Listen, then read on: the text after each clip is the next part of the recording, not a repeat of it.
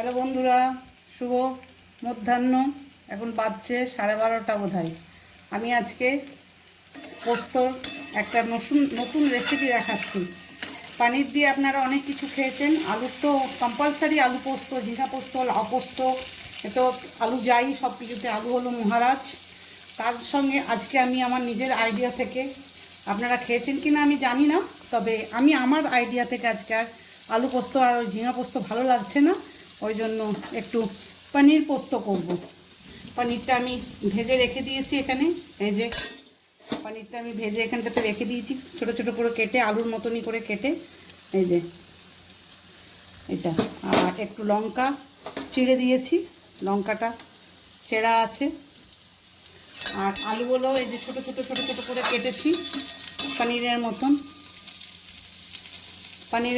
এই যে আলুগুলোকেও ছোটো ছোটো করে কেটেছি। একটা ছোট টমেটো দিয়েছি গোটা, আর কালো জিরা ফোড়ন দিয়েছি।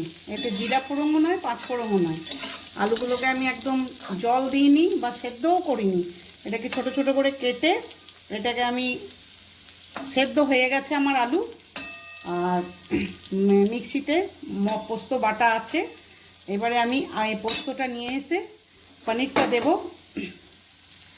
লঙ্কাগুলো এখন একটু রাখবো, লঙ্কাগুলো দেবো না, কেননা ঝাল সবাই পছন্দ করে না, আবার কেউ পছন্দ করেও, ওই জন্য পনিরগুলো দিয়ে দিলাম।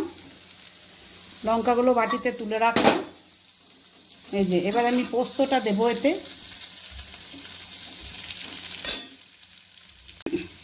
পোস্ত মিক্সিতে বেটে নিয়ে এলাম, পোস্ত বাটাটা। এই যে পনিরটা আর আলুটা একসঙ্গে মিশিয়ে নিয়েছি। এটাতে আমি জল দেব না, যেমন ঝিঙে পোস্ত জল দিই না, ঝিঙের জলেই হয়ে যায় পোস্তটা।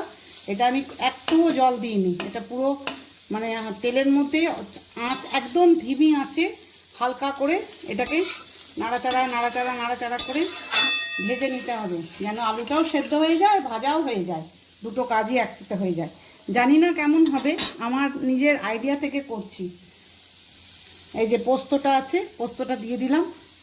এটা আপনার ঝোল ঝোল হবে না, এইটা হবে আপনার একদম মানে শুকনো ভাতে সুন্দর মেখে খেতে, গরম গরম।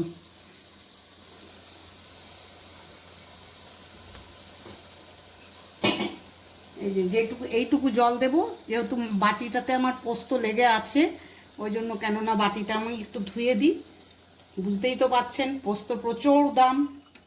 পোস্ত এত দাম যে কি বলবো, ওই জন্য নষ্ট করতে গায়ে লাগে।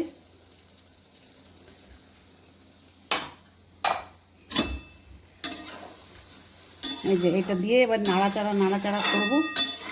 একদম শুকনো শুকনো হবে, একদম শুকনো শুকনো, যেমন পটল পেঁয়াজ পোস্ত হয় সেরকম টাইপের।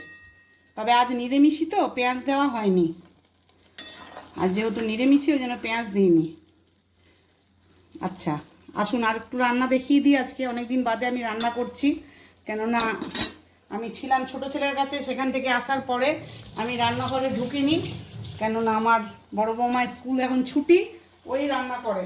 আসুন, যে সোনা মুগের ডাল করেছি, বিনস, গাজর, কাজু, কিশমিশ, একটু টমেটো দিয়ে, মিষ্টিও আছে, সব রকমই আছে স্বাদ।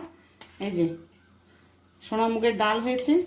এখানে আপনার মোচার তরকারি, এই যে নারকেল কোড়া দিয়ে মোচা আলুর তরকারি, আর এটা চাটনি, আর এখানে ভাত উল্টানো আছে।